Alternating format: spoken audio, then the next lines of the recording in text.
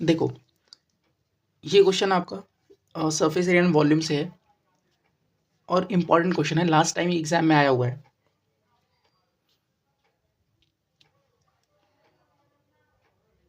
देखो, ये जो क्वेश्चन आपका है ये सरफेस एरिया एंड वॉल्यूम से है और एक तरह का इंपॉर्टेंट क्वेश्चन बोल सकते हो इसे आप, जो कि एग्जाम में आने के चांसेस हो सकते हैं आपके। ठीक है,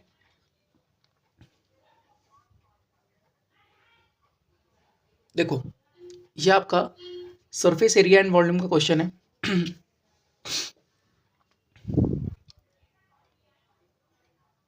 देखो, ये आपका सरफेस एरिया एंड वॉल्यूम का क्वेश्चन है और इम्पॉर्टेंट क्वेश्चन है एग्जाम पॉइंट ऑफ व्यू से। ठीक है, इसको करते हैं। बोला है a right cylindrical container of radius 6 centimetre and height 15 centimeter is full of ice cream which has to be distributed to 10 children in equal cones having hemispherical shape on the top. If the height of the conical portion is 4 times its base radius, then find the radius of the ice cream cone. देखो, question में बोला गया है कि हमारे पास एक क्या है, राइट सिलेंड्रिकल कंटेनर है। ठीक है, तो बना लेते हैं राइट सिलेंड्रिकल कंटेनर। तो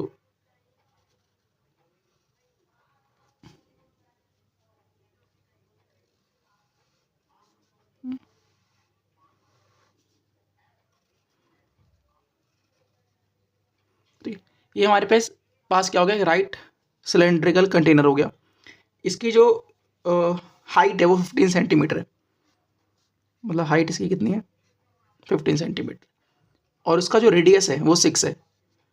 सो यहाँ से लेके यहाँ तक का जो रेडियस है वो हमारे पास कितना है, 6 सेंटीमीटर। ठीक है, अब बोला गया है कि ये जो आपका बॉक्स है ये पूरा का पूरा आइसक्रीम से क्या है, फिल्ड है। ठीक है, सो ये पूरा का पूरा जो बॉक्स आपका है ये क्या है, ये आइसक्रीम से फिल्ड है।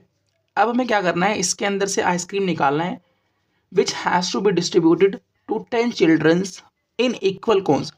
अब इसमें से हमें आइसक्रीम निकाल के ना कोन्स के अंदर फिल करना है। ठीक है, और वो जो कोन है ना जिसके अंदर आपको आइसक्रीम को फिल करना है, वो कोन कोई नॉर्मल कोन नहीं है, वो उन कोन्स का शेप देख लो आप किस तरह से, उन कोन्स का जो शेप है वो इस तरह से है कुछ।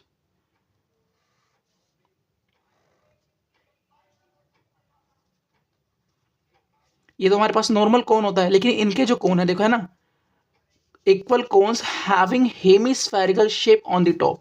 तो इनका मतलब जो ये कोन्स है ना, इनके ऊपर कैसा एक हेमिस्फेरिकल। तो इस तरह के हमारे पास कोन्स हैं जिसके अंदर हमें आइसक्रीम को क्या करना है, फिल करना है। और इस तरह के एक दो नहीं, टोटल 10 कोन्स हैं। ये रहा, क्योंकि 10 चिल्ड्रन को बांटना है तो ऑब्वियस बात है नंबर ऑफ कोन्स भी कितने होंगे, 10 ही होंगे।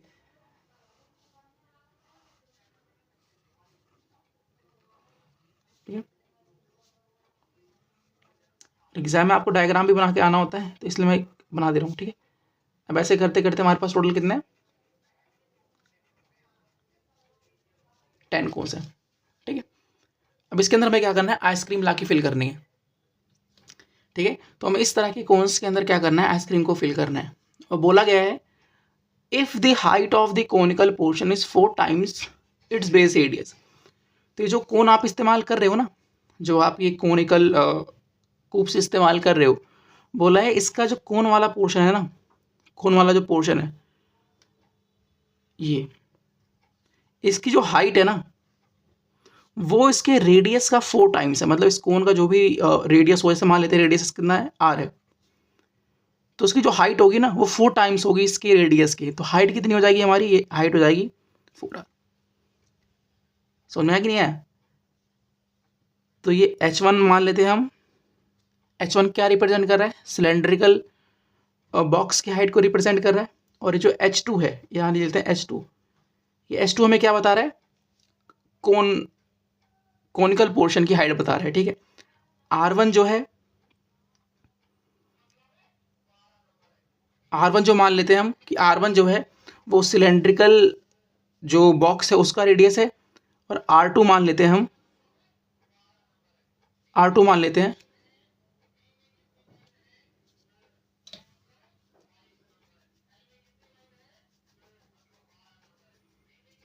ठीक है, इसको हम मान लेते हैं R2। ठीक है, क्योंकि ऑब्वियस सी बात है ना, इसकी हाइट अलग है, इसकी हाइट अलग होगी, तो H1 H2 हमने हाइट को मान लिया, इसका रेडियस अलग होगा, इसका रेडियस अलग होगा, तो इसको मैंने R1 मान लिया और इसके रेडियस को मैंने R2 मान लिया। तो इसकी जो हाइट है कोन की, वो इसके रेडियस के 4 टाइम्स में, तो यहाँ पे R2 लिख दो। समझ में आया कि नहीं आया? ये आपको एग्जाम में भी करना है, जल्दीबाजी में मत करना कि R1 भाई इसका रेडियस अलग है, इसका रेडियस अलग है, सो इसको R1 मान लो, इसको R2 मान लो, इसकी हाइट अलग है, इसकी हाइट अलग है, तो इसको H1 मान लो, इसको H2 मान लो। तो कुछ ना कुछ डिफरेंशिएट करना पड़ेगा ना, गलती नहीं होनी चाहिए एग्जाम में इस तरह की। अब देखो, तो इन्होंने बोला है find the radius of the ice cream cone. अब देखो, अच्छा आप बताओ, जितना आइसक्रीम इसके अंदर होगा, हमने आइसक्रीम निकाल निकाल के इन 10 कोन्स के अंदर फिल कर दिया होगा कि नहीं कर दिया होगा? मतलब volume of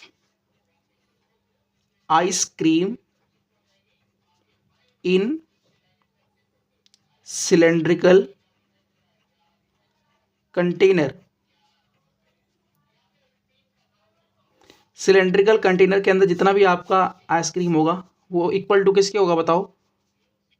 10 into volume of ice cream in 1 cone.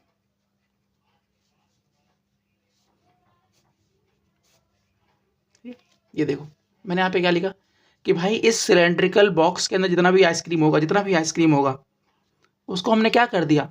10 cons के अंदर फिल कर दिया कि नहीं कर दिया? अगर इसका मतलब अगर मैं इस कोन के अंदर आइसक्रीम का वॉल्यूम प्लस इस कोन के अंदर आइसक्रीम का वॉल्यूम प्लस इस कोन के अंदर आइसक्रीम का वॉल्यूम सबको ऐड कर दूं, तो सबके अंदर वॉल्यूम सेम ही आएगा, क्योंकि हर एक कोन क्या है, शेप सेम उसका है, वैरायटी का है। तो इसलिए मैंने लिख दिया कि 10 इंटू वॉल्यूम ऑफ आइसक्रीम इन 1 कोन। तो 1 कोन के अंदर जितना आएगा उसको 10 से मल्टीप्लाई कर दूंगा, तो 10 कोन्स का आइसक्रीम निकल जाएगा। ये बराबर होगा कि नहीं होगा? अब देखो,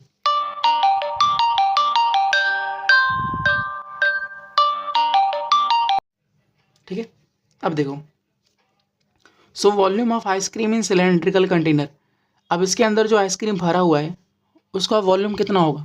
जितना सिलेंडर का वॉल्यूम होगा, ठीक है। So volume of ice cream in cylindrical container निकालने के लिए मैं क्या करूंगा? वॉल्यूम ऑफ सिलेंडर लगाऊंगा, तो यहाँ पे आ जाएगा वॉल्यूम ऑफ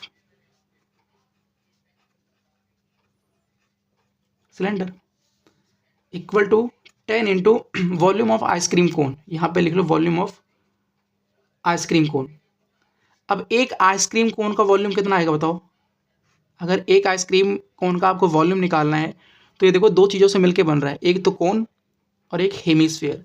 तो इसका मतलब अगर मुझे 1 आइसक्रीम कोन का वॉल्यूम निकालना है तो मुझे कोन का वॉल्यूम प्लस हेमिस्फीयर का वॉल्यूम दोनों को ऐड करना पड़ेगा।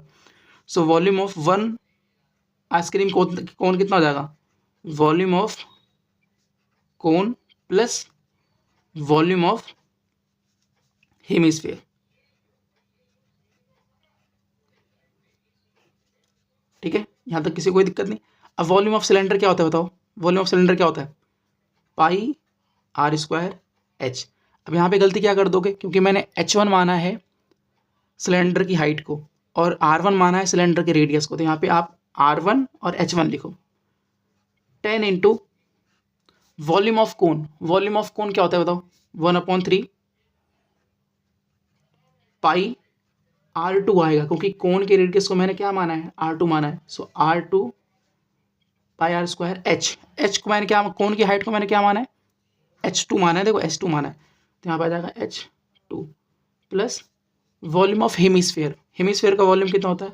2/3 पाई आर क्यूब। अब देखो जितना इस कोन का रेडियस है, क्या वही रेडियस इस हेमिस्फीयर का भी होगा कि नहीं होगा? ठीक है, तो यहाँ पे आ जाएगा R2 का क्यूब। ये मेन इक्वेशन थी जो आपको याद रखनी थी। अब हमारा क्वेश्चन इजीली सॉल्व हो जाएगा, ठीक है। अब देखो सारी वैल्यूज पुट करो इसके अंदर। सो पाई की वैल्यू हो गई 22/7। R1 हमारे पास कितना है? 6। H1 हमारे पास कितना है? 15 इक्वल टू 10 इंटू 1/3 पाई की वैल्यू हो गई 22/7 इंटू R2 हमारे पास कितना है? R2 हमारे पास है 6, सॉरी R2, हाँ R2 हमारे पास है, देखो तो R2 की यहाँ पे तो R2 रख देंगे, कोई रेडियस R2 ही लिया मैंने। S2 की वैल्यू देखो हमारे पास क्या है, S2 की वैल्यू हमारे पास क्या है 4R2, यहाँ पर रख दो 4R2 प्लस 2/3 पाई की वैल्यू हो गई 22/7 इंटू R2 का क्यूब। अब बस को थोड़ा सिंप्लीफाई कर लेते हैं, सो हो जाएगा 22/7 इंटू 6 इंटू 15 इक्वल टू 10। अच्छा देखो कॉमन क्या कह रहा है, देखो 1/3 यहाँ से कॉमन आ जाएगा, 22/7 आ जाएगा, पहले लिख लेते हैं। तो 1/3 कॉमन आ गया, 22/7 कॉमन आ गया, और क्या कॉमन आएगा देखो, यहाँ पे R2 का स्क्वायर है और R2 है, सो R2 के स्क्वायर को R2 से मल्टीप्लाई करोगे तो R2 का क्यूब आ जाएगा, और यहाँ पे भी R2 का क्यूब है, सो बाहर क्या आ जाएगा R2 का क्यूब। अब अंदर बच क्या आ जाएगा देखो, यहाँ सिर्फ बच जाएगा 4, यहाँ बच गया 4, यहाँ क्या बचेगा देखो 1/3 चला गया, 22/7 चला गया, R2 का क्यूब चला गया, सिर्फ क्या बच जाएगा 2 बच जाएगा। ठीक है, अब कट पिट करते देखो यहाँ कटेगा कुछ, 22/7 से 22/7 कट गया, तो 6 into 15 equal to 10/3 into R2 का क्यूब इंटू 4 और 2 कितना हो जाएगा 6 हो जाएगा, 3 से कट करोगे 2 आ गया। ठीक है, अब देखो जो बचा वो लिख लो, तो 6 इंटू 15 इंटू 10 इंटू R2 का क्यूब इंटू 2 ये बचा। अब सबको डिनोमीटर मिलाओ, तो 6 into 15 divide by 10 into 2 equal to R2 का क्यूब। अब 5 2 ज़ा 10, 5 3 ज़ा 15, 2 3 ज़ा 6, ठीक है, कितना हो जाएगा 3 3 ज़ा 9 बाय 2 इक्वल टू R2 का क्यूब। ठीक है, अब देखो यहाँ पे ना हमने R स्क्वायर लिखना भूल गए, हम यहाँ पे R का स्क्वायर था ना, तो यहाँ पे 6 इंटू 6 होना चाहिए था ना, क्योंकि R1 का स्क्वायर है, तो R1 हमारे पास कितना था 6 था, तो यहाँ पे 6 इंटू 6 होना चाहिए। तो ऐसा करते हैं हम यहाँ 6 यहाँ ले लेते हैं। ठीक है, यहाँ 6 आया था, यहाँ 6 आया था, यहाँ पे एक 6 और बचता, फिर यहाँ पे भी एक 6 और बचता, फिर यहाँ पर भी एक 6 और बचता, और यहाँ पे भी एक 6 और बचता ना। सो यहाँ था 2 3 ज़ा 6 और 9 3 ज़ा कितना हो गया 27 इंटू R2 का क्यूब। सो R2 की वैल्यू यहाँ पे कितनी हो जाएगी बताओ, क्यूब रूट ऑफ 27, और जिसकी वैल्यू होती है हमारे सामने 3। ठीक है, तो इसका मतलब यहाँ पे जो हमने कोनिकल ये कोनिकल जिसमें आइसक्रीम भरने के लिए जो हमने कोन इस्तेमाल किया है, उसका रेडियस कितना है, उसका रेडियस है 3 सेंटीमीटर। ठीक,